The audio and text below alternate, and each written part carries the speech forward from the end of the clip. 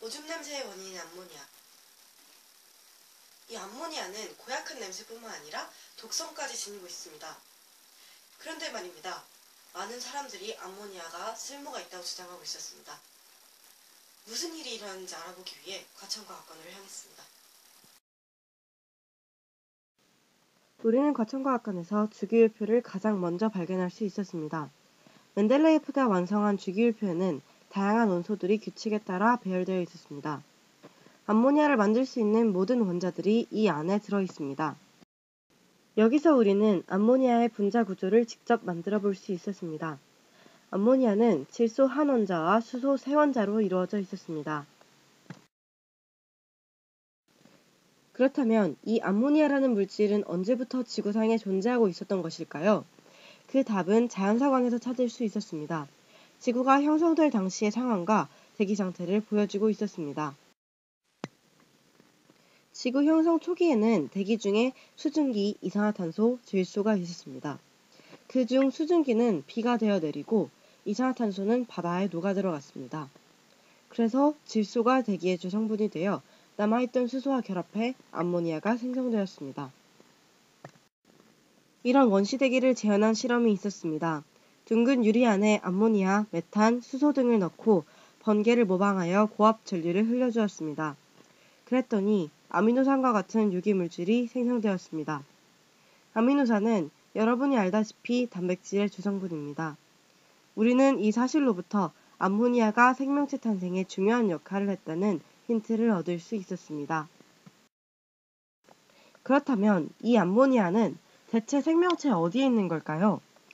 우리는 과천과학관 기초과학관에서 그 답을 찾을 수 있었습니다. 암모니아는 우리 몸에서 배출되는 오줌에 들어있었습니다.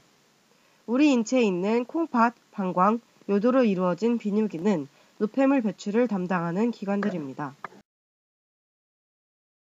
오줌은 콩팥 깔때기를 거쳐 오줌관을 지나 방광으로 이동하게 되고 여기서 요도를 거쳐 몸 밖으로 배출됩니다. 암모니아는 단백질이 소화되고 나면 생기는데 독성을 가지고 있기 때문에 우리 몸은 암모니아를 유소로 바꾸어 배출합니다. 그렇다면 이렇게 냄새나고 독성을 가진 암모니아는 왜 생명체 내에 있는 걸까요? 단백질의 가장 작은 단위인 아미노산은 질소를 가지고 있습니다. 질소는 단백질을 만들 때 꼭 필요한 성분이며 생명체에 필수적입니다. 암모니아는 그 질소를 전달해주는 바구니였습니다. 많은 생명체들은 이렇게 중요한 질소를 얻기 위해 다양한 방법을 씁니다. 인간은 식물을 먹어서 단백질을 얻고 소화시킨 후 요소를 배설합니다. 이 요소는 다시 식물의 거름이 되어 식물이 질소를 얻도록 해주고 있었습니다. 토양에서 충분한 질소를 얻기 힘든 식충식물들은 곤충을 직접 잡아먹음으로써 질소를 얻고 있었습니다. 콩과 식물들은 특이하게도 기체 상태의 질소를 이용하고 있었습니다. 콩과 식물의 뿌리에 사는 뿌리옥 박테리아는 공기 중에 있는 질소 기체를 질소 화합물로 변화시켜 식물에 공급하고 있었습니다. 이를 공기 중의 질소를 잡아서 고정시킨다 하여 질소 고정이라고 부르고 있었습니다. 기체 질소를 이용하는 뿌리옥 박테리아의 전략처럼 인간도 기체 질소를 사용하여 암모니아를 만들어냈습니다. 1909년 하버는 질소 분자와 수소 분자를 200도와 200기압이 넘는 조건에서 철을 촉매로 사용하여 암모니아를 합성시켜냈습니다. 근대의 인구가 급격하게 증가하여 많은 사람들이 식량난, 자원 부족에 허덕였습니다. 하버 덕분에 많은 양의 암모니아가 식물의 질소 비료로 이용되어 식량의 대량 생산이 가능해졌습니다. 결국 암모니아는 식량난으로 고통받던 인류를 구해내었습니다.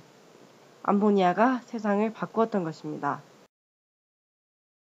한국에도 하버처럼 암모니아를 이용한 화학 비료의 중요성을 알고 계셨던 화학자가 계셨습니다. 안동혁 박사는 빈곤의 퇴출을 위해서는 화학 비료의 지급이 필요하다고 생각하여 비료산업 육성 정책을 추진, 1960년대 경제 개발의 토대를 마련하셨습니다. 지금까지는 암모니아의 좋은 모습만 보았습니다. 하지만 암모니아에게도 숨겨진 악한 모습이 있었습니다. 우리는 그 정체를 알고 경악을 금치 못했습니다. 암모니아는 사실 폭약의 재료였습니다. 고려시대 최문서는 화약의 재료인 염초의 정체를 알아내어 한반도에서 최초로 화약을 만들어냈습니다. 그 염초의 정체는 바로 질산칼륨이었습니다. 이 질산칼륨은 암모니아를 이용하여 만들어내는 물질입니다. 암모니아는 아직까지도 폭약을 만드는 데 쓰이고 있었습니다. 살상무기 중 하나인 암모니아 다이너마이트는 질산나트륨과 질산암모늄을 배합하여 만드는데 이도 또한 암모니아를 이용해서 만들 수 있는 물질들이었습니다. 암모니아는 우리에게 명과한 모드를 보여주는 물질이었습니다. 암모니아는 비료로 쓰여 식량난을 해결했지만 폭약의 재료로 쓰여 인간을 살상하는 데도 쓰였습니다. 암모니아를 합성한 하버는 노벨상 수상자인 동시에 전범이라고 불리우고 있습니다. 그렇다면 21세기의 암모니아는 어디에서 쓰이고 있을까요? 암모니아는 새로운 소재를 만들어내는 데에도 쓰이고 있었습니다. 암모니아와 사이클로헥사논을 합성하면 나일론의 원료인 카프로락탐이 됩니다. 이것은 강하고 가벼운 나일론 플라스틱으로 타이어 코드, 자동차 에어백에 쓰이고 있고 금속으로 사용되던 자동차 부품을 대체하고 있습니다. 또한 암모니아는 우주에까지 발을 뻗치고 있었습니다. 우리의 머리 위를 떠다니고 있는 국제우주정거장 ISS. 이 ISS의 온도를 유지하기 위한 냉매로서 암모니아가 쓰이고 있었습니다. 1g의 암모니아가 기화할 때 327칼로리의 열을 흡수하기 때문에 성능이 좋은 냉매로서 쓰이고 있다고 합니다. 하지만 독성이 있고 가연성이라서 사용이 조심스럽기도 하다고 합니다.